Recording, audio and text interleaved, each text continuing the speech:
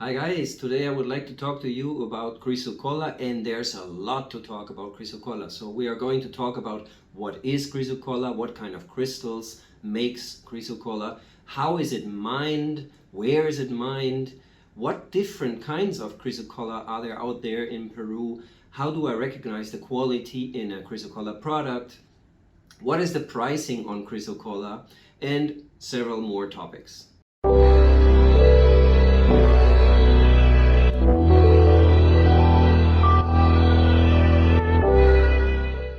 Okay, so before we start talking about Chrysocolla, we have to make a general definition of mineral versus rock versus crystal, because there's a lot of confusion out there in the internet. Basically, everything is called a crystal, and we, from a mining or producer side, we see that a little different. Normally, minerals are like the elements that together form rocks and stones. So a stone or rock is basically just a description of size. A stone is small, a rock is big. And stones and rocks consist of different minerals, normally different minerals, never, very rare, it's just only one mineral, so it's always a mixture of minerals. Like, for example, in this guy, there you have malachite in green, chrysocolla in blue, and several other minerals mixed together into this rock. Now, these kind of minerals are in a amorph shape, means they don't have a shape, they're all mixed up into a mass. But each of these minerals has the capacity to make a crystal under special geological conditions, of course. Now, each type of mineral makes a different type or a different shape of crystals. You have seen that in the All About Pyrite video, that pyrite makes cubes and pyritohedrons and octaeders. Now, Chrysocolla makes a different kind of crystal that for many people is not really recognized as a crystal on the first view, because Chrysocolla makes very small bubbles, means the mineral organizes in round bubbles as a form of crystals. And I have a piece here that you can have a look at it from close up. These are beautifully developed Chrysocolla crystals that are formed in druses, in spaces that are within the rock. And this is a very, very high quality example of Chrysocolla crystals. And in case you want to buy this or other Chrysocolla crystals, you can do that on our website gemrockshop.com. But there is another opportunity, and I'm proud to announce that Gemrock is now the first crystal shop in the METAVERSE. We have made it. You can visit our 3D space with all our crystals that we sell by simply clicking on the link below the video, creating your avatar in 3 minutes, and walk 3D through our space, seeing all these beautiful crystals. And maybe you're lucky and you meet my avatar, and we can even talk about the crystals that are there. So don't miss out on this incredible new experience in our METAVERSE shop of Gemrock. Chrysocolla is a copper oxide, and therefore it is traditionally used by artisan miners, small-scale miners, as an indicator to find a copper reservoir. How does that work? Normally very easy. The miner walks through the desert and looks for greenish, bluish coloration in the surface of the desert, in the desert sand, and that marks a place where there is Chrysocolla surfacing. Now then he basically starts digging a tunnel with dynamite, of course, in the desert, and follows this vein of Chrysocolla into the depth. Basically, in our geology here in the Peruvian desert, the first 70 to 100 meters of depth are Chrysocolla area, and then the Chrysocolla, as it goes deeper, slowly starts converting into the copper reservoir. So basically, Chrysocolla has always been an indicator for looking for copper. But the Chrysocolla itself traditionally has a cultural value. We know that Incas and other pre-Spanish cultures have used Chrysocolla in their jewelry, and that is a use that is valid to today. Chrysocolla is one of the materials that are used for spheres, for decoration, and for jewelry. So the mining for Chrysocolla is a small-scale artisanal mining normally, and that means, sadly, that if you go to one of these mines, that there is very little safety measures in place. Actually, these are very, very dangerous mines because these people are working with very low resources.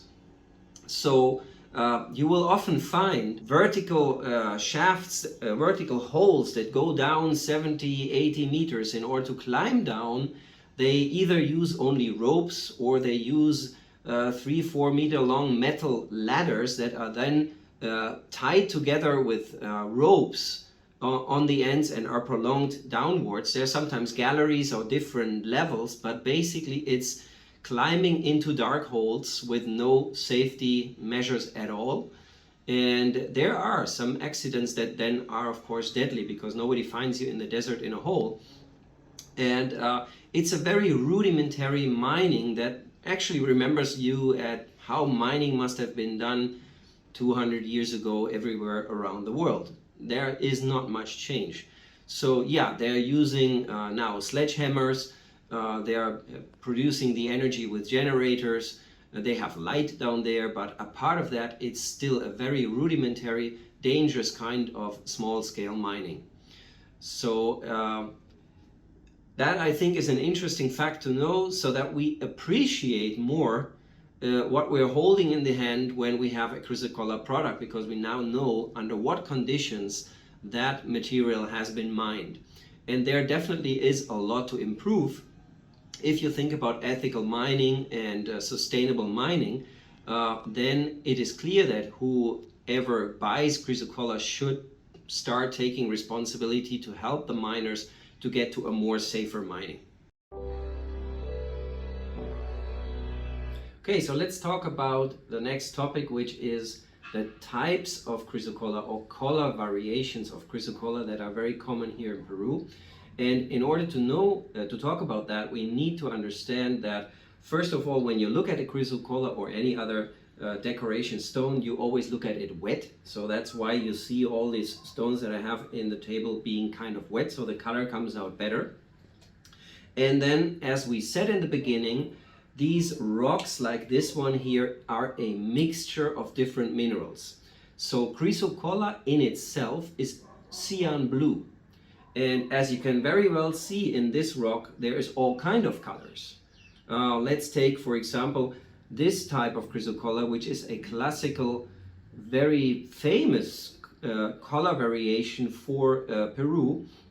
And we can see up to 4 different colors in that stone. So we have a cyan blue, which is actually the Chrysocolla. Then we have green parts, which is actually malachite.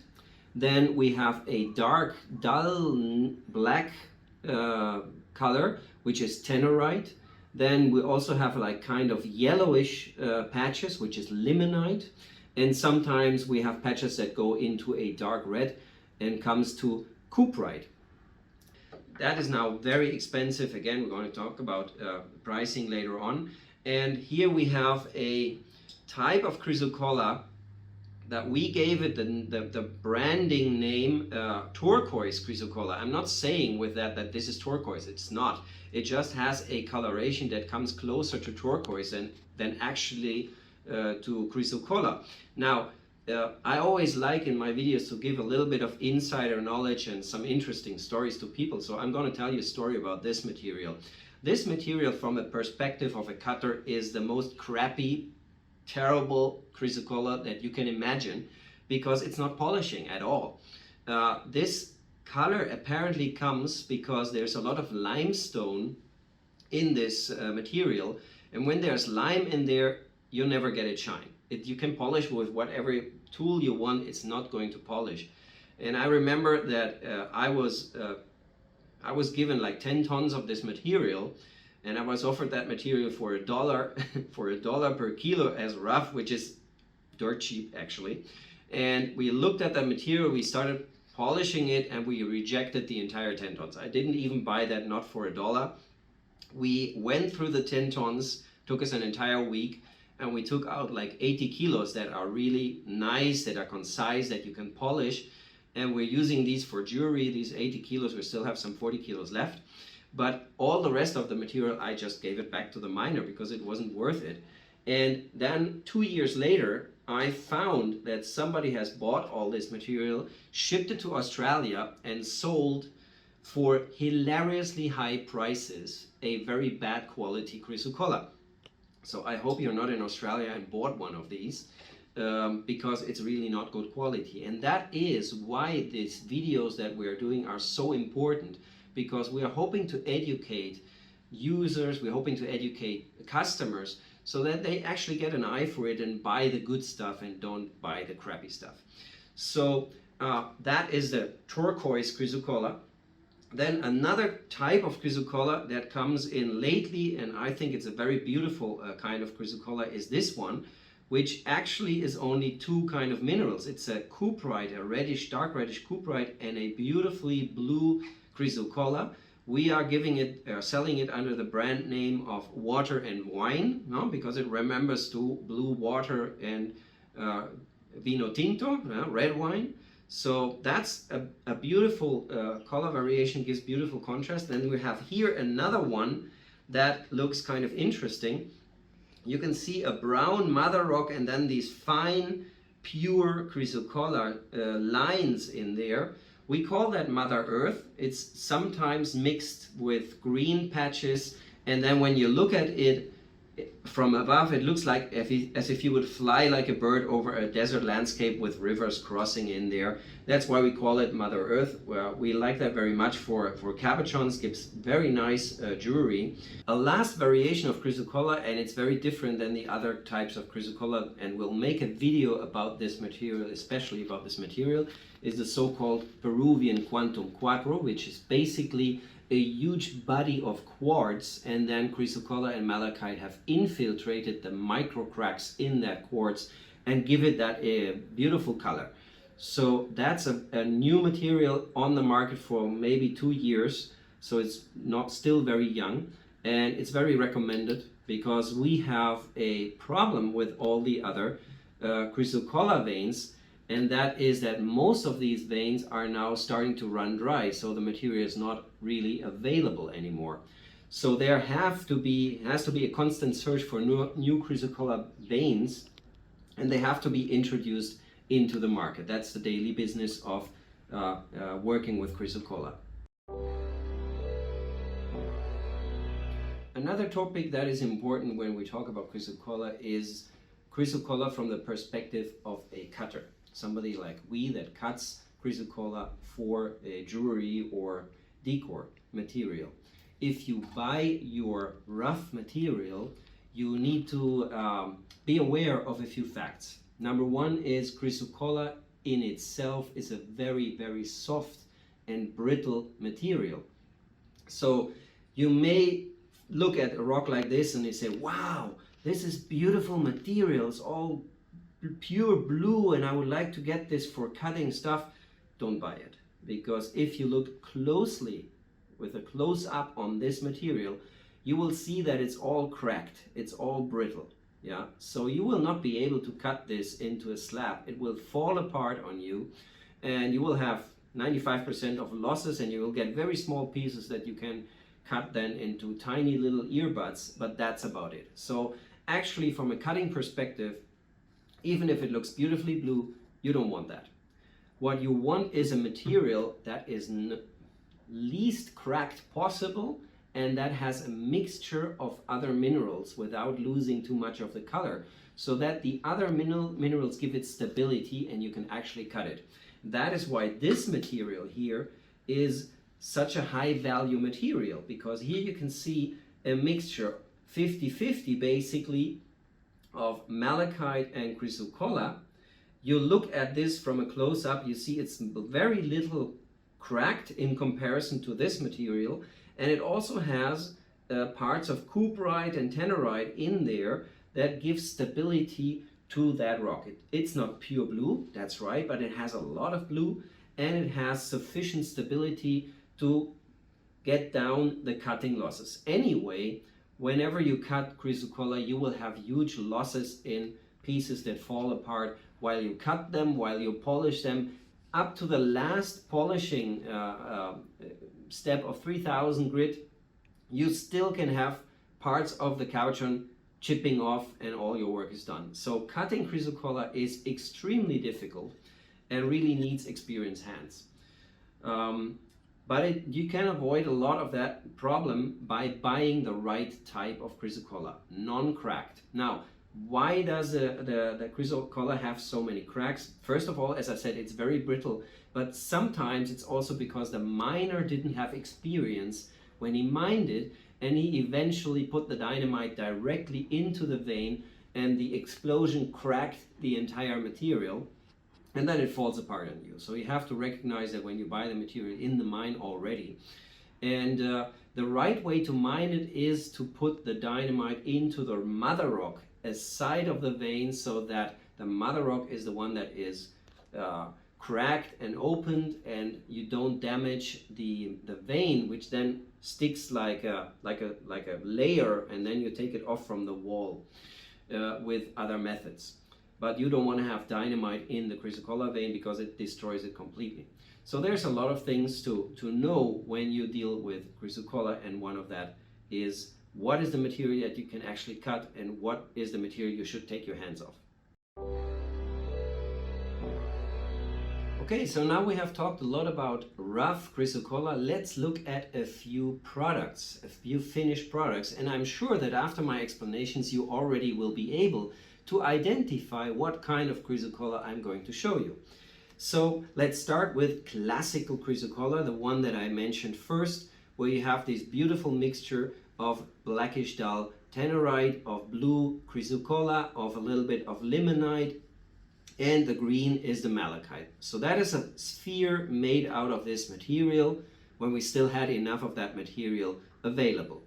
Then another variation of color, I'm sure you're going to recognize immediately, is this one, which only has two colors, a blue like water and a cuprite reddish brownish color like vino tinto, like red wine. So of course this is a heart made out of wine and water, as we call that color variation. If you then look at this one, you remember the story of the crappy Chrysocolla. That is what's coming out of the crappy Chrysocolla, and if you look at the light reflection, you can immediately see it's not polishing as nice as the other color variations. So there you have a criteria of quality. We as a company producing high quality products, and we always hope to get the highest polish on our stones. So we want to have a glass-like finish on the materials that we work with, and this is just not living up to our standards.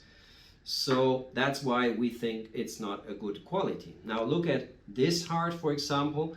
There is another color variation that I did introduce previously to you as Mother Earth. That's how it looks when it's polished. These little tiny blue rivers and sometimes lakes in a brown desert land surface with green patches. You can imagine that you are a bird and you fly over this and you see this landscape. That's why we call it like this.